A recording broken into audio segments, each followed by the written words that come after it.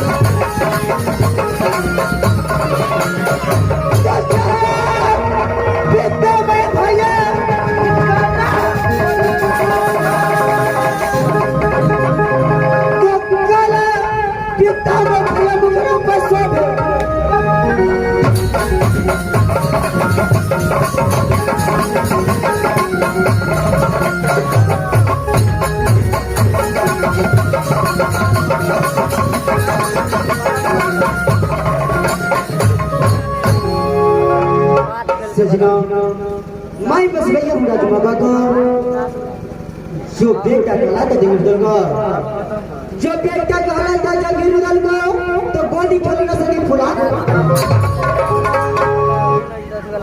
जगह भक्ति जाने वाला को जो सादा भक्ति जाने वाला को जो चाची का नाम सतीश सोरा मुझसे बड़ा भाई का निधन कुमार है तो परंतु मेरा नाम इंद्रजीत सजना एक समय की बात है कि जिस टाइम हमारे 5 वर्ष का था पिताजी ने मधुपुर कॉलेज में नाम लिखवा दिया। जिस टाइम में मधुपुर कॉलेज जाने लगा उसी वक्त में पिताजी बोलते गया अरे बेटा इंद्रजीत एक कान खोल करके सुन ले दिल में लगा कर मधुपुर कॉलेज में पढ़ना जब तक उत्तर मांगा परवाना राज बाबा से मधुपुर कॉलेज में जाए तब तक बयान नहीं सकता है बिना परवाना को मधुपुर कॉलेज से राज बाबा आ गया तो मैं अपनी चंद